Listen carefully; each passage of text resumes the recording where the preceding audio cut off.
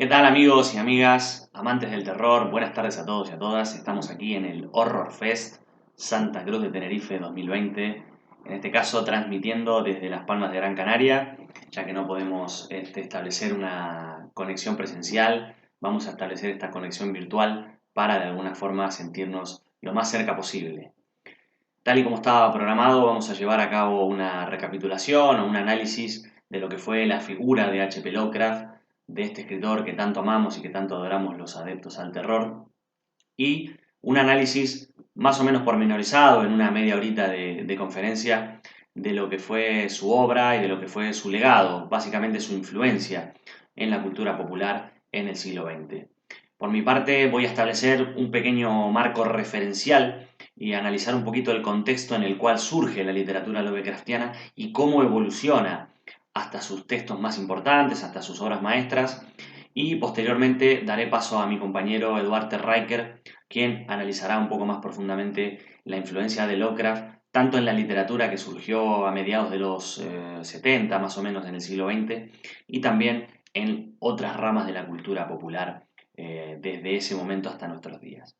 Hay que señalar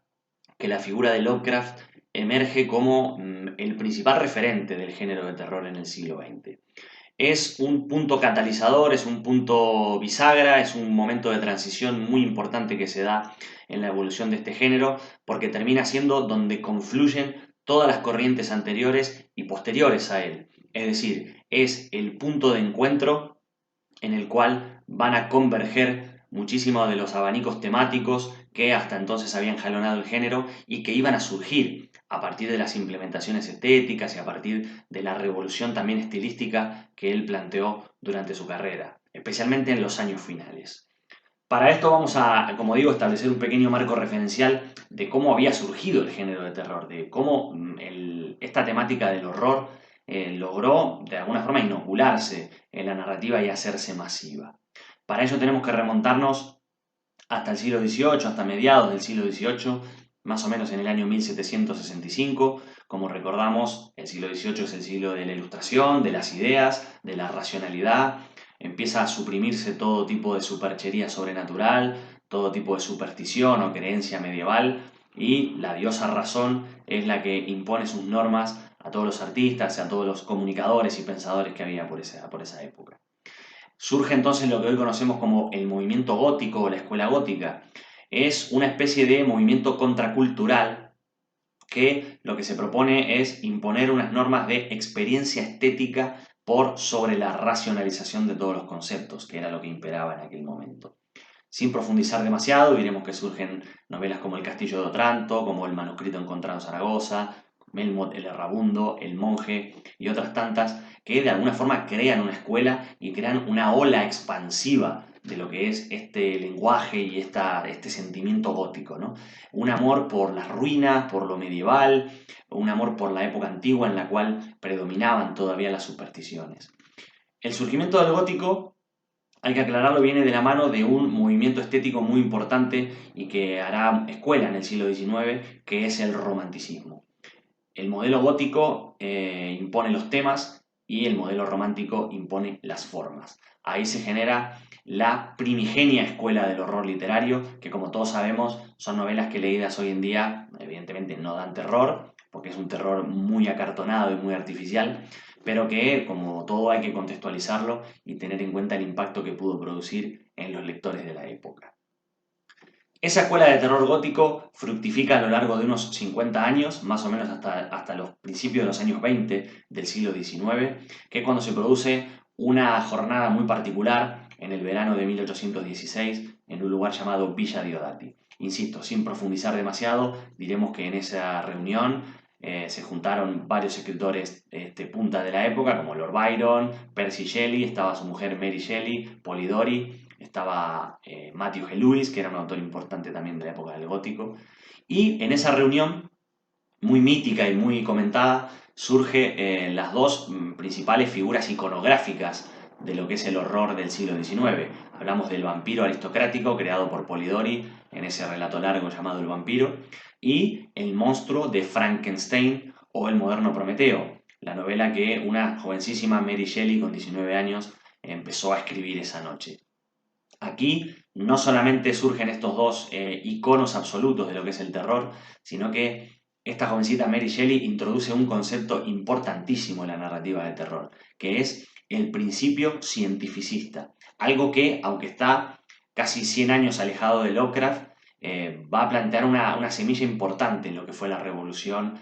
temática y estilística que impuso el autor de Providence. Es decir, la criatura de Frankenstein es un monstruo construido a partir de trozos de cadáveres y vuelto a la vida a través de un proceso de galvanización. Es decir, que Mary Shelley elimina todo proceso de superchería sobrenatural o todo proceso de magia intangible y hace vivir a su criatura a través de un principio cientificista, evidentemente no probado y no empírico, pero que de alguna manera venía a explicar el vehículo del horror. Es decir, el vehículo del horror no se daba a través de fenómenos paranormales, sino a través de un fenómeno científico. Aquí, en esta convergencia, en este punto, se produce un evidente choque de estéticas. Por un lado, tenemos el goticismo, romanticismo que provenía de finales del siglo XVIII, que, como digo, choca con esta especie de empirismo, cientificismo que empieza a surgir en el siglo XIX. De todas maneras, el horror el literario a lo largo del siglo XIX va a converger en una escuela muy variada de estilos y de temas, hasta dar nacimiento a una corriente muy importante que también influyó en Lovecraft, aunque él a veces renegara de ella, que es lo que hoy conocemos como horror victoriano.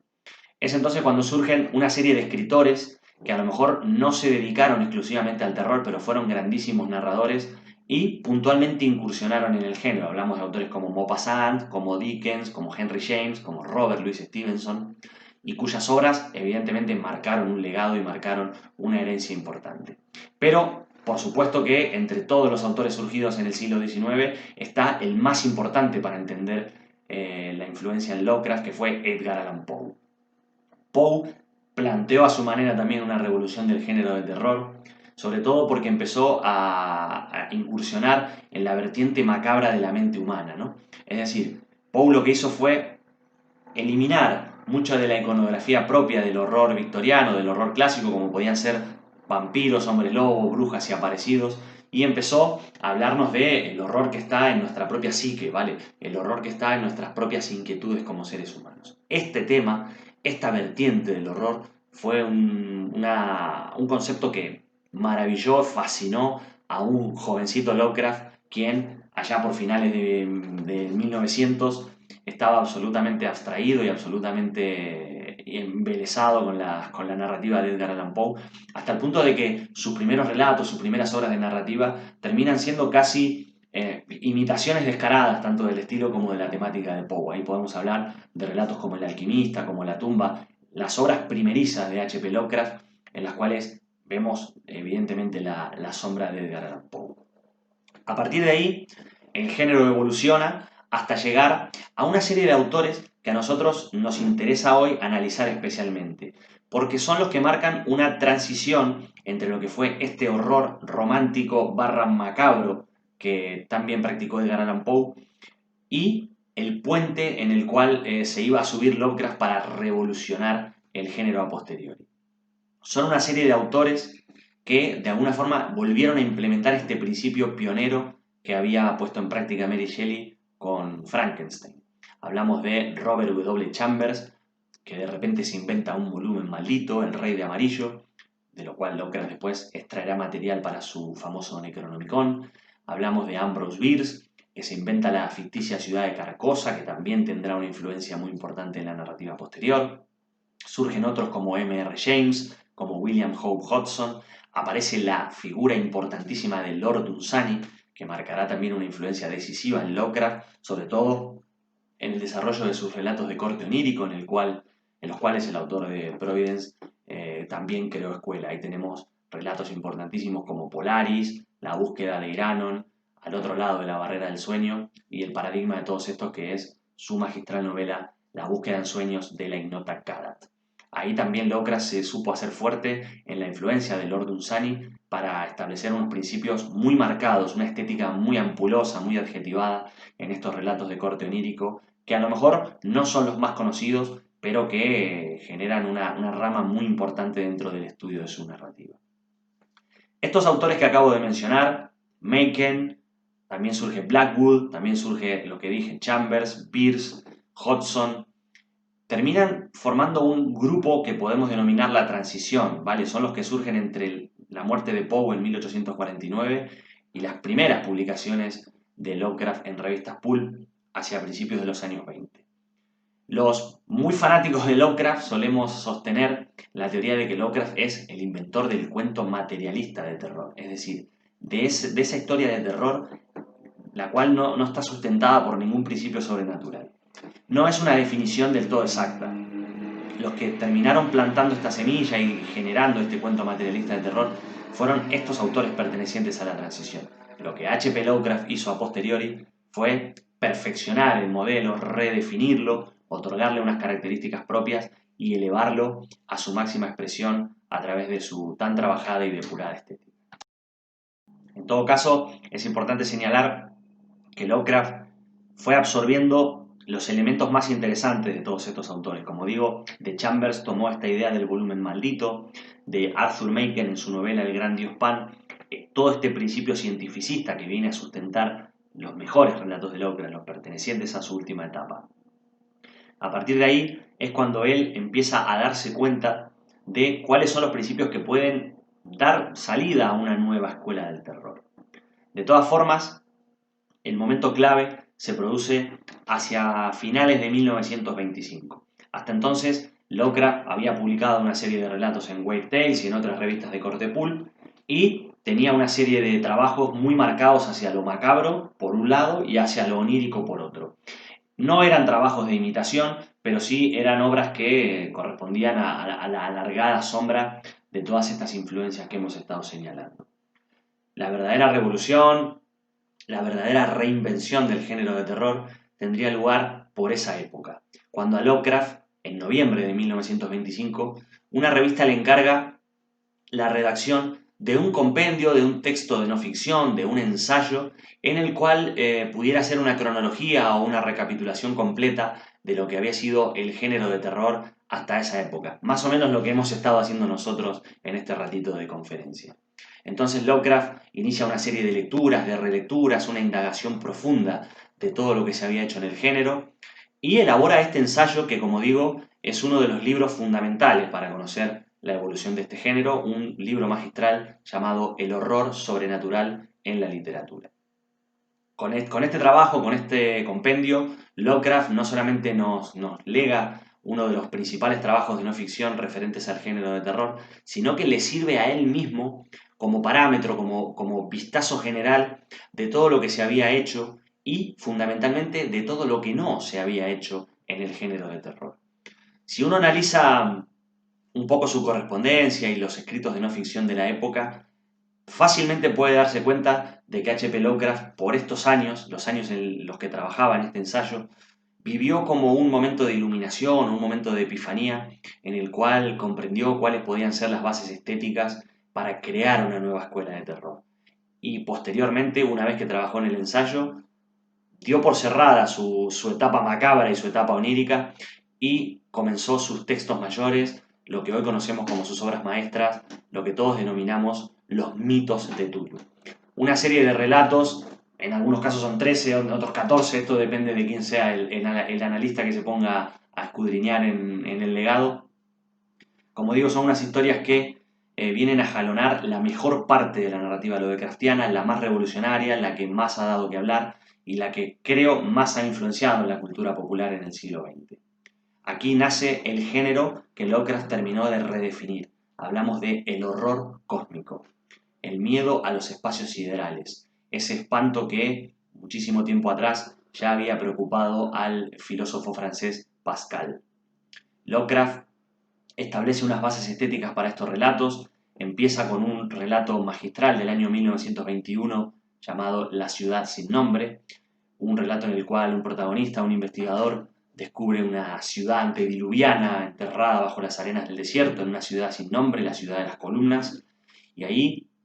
empieza a lucubrar con la pátina del pasado, la pátina del tiempo, toda esa civilización de seres deformes y de seres pertenecientes a otras razas que habitaron la Tierra antes que el ser humano. La principal característica que consigue Lovecraft con la implementación de este modelo de horror cósmico es eliminar el antropocentrismo en el relato de terror.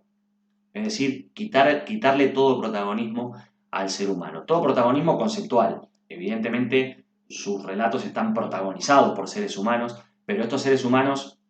operan como simples catalizadores o como simples comunicadores de ese horror sideral, de ese horror cósmico que por lo general presencian a raíz de un desbocado afán de conocimiento, vamos a decir. 2 años más tarde de escribir La ciudad sin nombre, Lovecraft escribe El ceremonial, otro relato importantísimo, conciso pero de enorme factura, en el cual vemos a un protagonista darse cuenta de cuáles son sus raíces, participar en un rito ancestral, en un ceremonial macabro en el cual participan unas criaturas deformes. Todos estos dos relatos los compuso antes de este ensayo de el horror sobrenatural en la literatura, pero de alguna manera ya las bases estéticas las iba planteando con estas obras tempranas. Es después de la confección del ensayo cuando surge la obra troncal de esta parte de su narrativa. Hablamos del relato La llamada de Tulu, una obra fundamental, una obra muy influyente en el siglo XX, como saben, dio lugar a videojuegos, juegos de rol, ilustraciones, cómics, música, un poco de todo. Aquí, definitivamente, Lovecraft termina de sentar las bases del horror cósmico, empiezan a aparecer las criaturas mitológicas de las que tanto van a estar poblados sus relatos, aparece la figura de Tulu, que a día de hoy es un icono pop, vamos a decir, y termina siendo el relato más significativo y probablemente el más conocido de su literatura. Pero no deja de ser simplemente el punto de partida de todo lo que vino después. El horror cósmico, tal y como lo ideó, tiene como características también el miedo atávico, la maldición ancestral, pero de alguna forma, y aunque revoluciona por completo el género de terror, no deja de tomar elementos muy importantes de lo que eran las narrativas anteriores a su trabajo. Es decir, que consigue amalgamar dentro de un abanico estético mucho de lo que reinventa y mucho de lo que toma de estos autores de la transición que antes mencionábamos. Así nace un cuento de terror absolutamente revolucionario y novedoso, porque nadie hasta entonces había hablado de los espacios siderales, nadie había hablado de criaturas interdimensionales. Esto le permite al mismo tiempo indagar en otros géneros, como pueden ser una protociencia ficción o algunas ramas de la fantasía que más tarde terminarían proliferando a lo largo del siglo XX. A medida que avanza en este concepto del horror cósmico, la narrativa de Lovecraft se vuelve cada vez más ambiciosa, cada vez más trabajada a nivel estilístico, empieza a haber una importante hilación, una importante continuidad conceptual entre sus relatos, es decir, elementos que aparecen en un cuento aparecen en otro y ahí se genera una conexión, se genera un maridaje, para que en definitiva, en lugar de encontrarnos con piezas narrativas sueltas e inconexas, tengamos un todo verdaderamente coherente y fascinante de lo que fue su narrativa por estos días. Ahí, en esos años, estamos hablando de 1926-27, empiezan a surgir relatos magistrales como El color que cayó del espacio, un relato en el cual vemos ya la llegada de una presencia sobrenatural e interestelar a sus ciudades inventadas, como pueden ser Innsmouth, como pueden ser Arkham, como pueden ser Dunwich. Empiezan a surgir esos escenarios propios tan contagiados de la cultura de Providence y de Nueva Inglaterra, pero en los cuales evidentemente se manifiestan estas muestras de horror cósmico. También eclosiona el tema del racismo que él había trabajado de alguna forma o había hecho partícipe en su narrativa con exabruptos y algún tipo de manifestación xenófoba. Aquí en estos relatos pertenecientes a los mitos de Tulu, el racismo empieza a tomar un cariz casi estético, ¿no? Viene a ser como una muestra de la degeneración genética o de la degeneración comunitaria que se genera en estos pueblos inventados a través de la endogamia o el mestizaje entre razas humanas y no humanas, y como ejemplo quizá más paradigmático sea el relato La sombra sobre Innsmouth, en el cual aparecen unas especies de humanos peces batracios realmente espeluznantes. En el horror de Dunwich también se da este fenómeno del mestizaje, porque se genera la conexión con dioses ancestrales o con criaturas ancestrales como en este caso es Yog-Sothoth. La cuestión es que estamos viendo en esta evolución, en esta literatura totalmente dinámica, en la cual él iba incursionando e iba ampliando sus conceptos, un montón de factores que después van a ser primordiales en el terror en el siglo XX. Y ya no solo hablamos del terror literario, sino que hablamos de el cine y un montón de otras disciplinas. Ahí vemos cómo a partir de la implementación de los mitos de Tulu, la figura de Lovecraft empieza a expandir su sombra, empieza a ser muy alargada su sombra. Todo esto se va completando con la elaboración de más obras todavía más ambiciosas, como el caso de Charles Dexter Ward, como Los sueños en la casa de la bruja o como El ser del umbral, en los cuales entra de lleno el tema de la brujería. Hay que decir que Lovecraft aquí no recupera el concepto victoriano o el concepto posgótico de lo que es la figura de la bruja, sino que se aferra a lo que sucedió en el pueblo de Salem en 1692-93, la famosa casa de brujas que tanta influencia tuvo en su literatura y es la de todos los autores de Nueva Inglaterra dedicados al terror. En estos tres relatos, la presencia de brujos ancestrales o de entes que pudieron haber sobrevivido a aquella casa de brujas se hace patente y Lovecraft recupera lo mejor de las leyendas locales para mixturarlas con ese concepto de horror cósmico que estaba trabajando. Llega a su máxima expresión la estética o la escuela literaria del horror cósmico con una novela que ha pasado a la historia por ser una de las mejores de la historia del terror, que es En las montañas de la locura. Una novela magistral en la que Lovecraft nos traslada a un escenario antártico y en la cual una serie de investigadores descubren una milenaria y antediluviana civilización enterrada bajo los hielos, de la cual todavía hay señales de vida, por así decirlo. Como vemos, aquí está toda la influencia de estos autores de la transición, la descripción de los paisajes que también hacía Algernon Blackwood, la invención de ciudades inventadas que también ejerció Ambrose Bierce, el volumen maldito que inventó Chambers trasladado a lo que es el Necronomicon Lovecraftiano. Y todo esto va creando no solamente el corpus de los mitos de Tulu escrito por Lovecraft, sino que también va sembrando la semilla en una serie de autores afines, amigos de él, compañeros de letras, con los cuales mantenía una ingente correspondencia y que estaban un poquito desperdigados por toda la geografía americana. Son lo que hoy conocemos como el Círculo de Lovecraft. Una serie de escritores que bajo su sombra y bajo su influencia también desarrollaron una literatura muy interesante. Hablamos de August Derleth, de Robert Howard, de Clark Aston Smith, de Frank Belknap Long, de Robert Bloch, de Donald Wandrei y de un larguísimo etcétera, y cuya comunicación se puede rastrear a través de la correspondencia del autor que nos ha llegado. Lo más importante a señalar de esta comunicación y de este intercambio epistolar es que estos autores también empiezan a practicar una narrativa del horror cósmico. También empiezan a crear sus volúmenes malditos y sus criaturas, su bestiario personalizado, pero que está muy emparentado con el legado que Lovecraft pudo comunicarles a ellos, ¿no? Entonces, más allá de que después evolucionó muchísimo y el género de terror, como sabemos, consiguió implementarse en la vida cotidiana, ¿no? Los autores del siglo XX lo que más han hecho ha sido contemporaneizar el horror y llevarlo a nuestros hogares.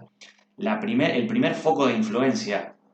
de la literatura lovecraftiana y del género del horror cósmico tiene lugar en sus amigos más directos, en esta serie de autores a los que él conocía básicamente por carta, aunque con algunos tuvo trato personalizado, pero que de alguna forma vinieron a ampliar, vinieron a servir de complemento a lo que eran esos relatos pertenecientes a los mitos de Tulu. La obra de Lovecraft se cierra con una serie de relatos magistrales, La sombra fuera del tiempo, que puede ser un prototipo fantástico de lo que es los primeros cuentos o las primeras novelas de ciencia ficción, la historia de un hombre que pierde la memoria durante 8 años y durante ese tiempo su mente ha sido abducida, su mente ha sido transportada a la de una civilización que habita en otro planeta y en otro plano espacio-temporal. Observemos la complejidad que iban tomando los temas lovecraftianos y una serie de relatos finales en los cuales tienen especial protagonismo estos elementos icónicos de su narrativa, como puede ser el Necronomicon o los dioses primigenios como Nyarlathotep, Yog-Sothoth, Dagon, Tulu y bueno, toda la caterva que conforma el bestiario Lovecraftiano. Lovecraft muere en 1937 en un relativo o casi completo anonimato. Había publicado muchísimos cuentos en revistas Pulp, en Weird Tales y en otras, en Astounding Stories, pero evidentemente no era un escritor conocido y un escritor que jamás soñó con la popularidad que tiene hoy en día. Para que su obra no cayera en el ostracismo y para que su obra no cayera en el olvido, uno de estos amigos por correspondencia, August Derleth, se encargó de abrir una editorial, la famosa editorial Arkham House, y se propuso dar al gran público, hacer conocer al gran público las obras del gran maestro. Así empezó una serie de compilaciones de relatos de Lovecraft y es a finales de los años 30 cuando el autor finalmente llega a convertirse en masivo. No excesivamente masivo, pero sí conocido para un cierto sector del público que de alguna manera estaba a la espera de una renovación del género de terror que por aquel entonces estaba ya muy acartonado y que solo vivía de estas publicaciones pulp que la gente tanto disfrutaba, pero que de alguna forma no llegaban al público literario masivo por no encontrarse en formato libro, hasta que Derleth lo consiguió. En todo caso, hay que señalar que la figura de Lovecraft luego cae en una especie sí de olvido que va a durar bastantes años, unos 20 y pico de años, a partir de los años 50, cuando empiezan a surgir figuras como Richard Matheson o Ray Bradbury, el terror va por otro lado, a pesar de que estos autores también tenían un poco de influencia de él, pero no será hasta los años 70 cuando su figura resurja con toda la fuerza y empiece otra vez a ser conocido y a ser admirado y a ser imitado. Ahí es cuando la sombra realmente se empieza a alargar, sobre todo porque el propio género de terror surge un renacimiento y sufre un renacimiento y vive una nueva eclosión, a través del cine especialmente, pero a través de una serie de autores contemporáneos que de alguna forma llegaron al gran público, como puede ser Stephen King, como puede ser Ramsey Campbell, que es el más lovecraftiano de los autores contemporáneos, o como puede ser Clint Barker, figura de la cual nuestro compañero Eduardo Riker ahora se va a encargar de analizar, él y la posterior influencia de Lovecraft en la cultura popular, como digo, no solo en literatura, sino también en otros medios audiovisuales y gráficos. A modo de conclusión, podemos decir que la figura de H.P. Lovecraft surge como el principal referente del género de terror en el siglo XX, porque, como decimos, amalgama una serie de corrientes estéticas anteriores y también él aporta muchísimo material y mucho de la configuración temática del cuento de horror cósmico. Este cuento de horror cósmico que, como digo, despoja de todo protagonismo al ser humano, deja al ser humano como lo que es, ¿verdad? Una mota de polvo en medio del inabarcable universo y lo somete a las calamidades de lo que es una evolución casi enteramente materialista y podríamos decir darwinista. Hace un análisis de lo que es una imaginaria cronología de la evolución del planeta Tierra con un montón de criaturas ancestrales que lo poblaron anteriormente al hombre y deja el paso del hombre como un periodo, un parpadeo insignificante en medio de la avalancha de eones. Es decir, que a nivel cronológico, la literatura de H.P. Lovecraft probablemente llega más lejos que ninguna otra había llegado en los límites del horror literario, porque de alguna forma sus discursos y la forma estilística que también implementó otorgan una vastedad conceptual a ese universo que lo hace realmente inabarcable. Y dentro de esa categoría de inabarcable también está lo de temible. Se vuelve todo tan grande, tan vasto y tan inconcebible que esa misma limitación de los sentidos y de la mente humana para abarcar el concepto es lo que termina generando un terror tan especial. Por mi parte es todo, los dejo en compañía de Duarte Riker, que va a profundizar un poquito más en el tema. Un saludo grande, nos vemos pronto y a disfrutar del Horror Fest.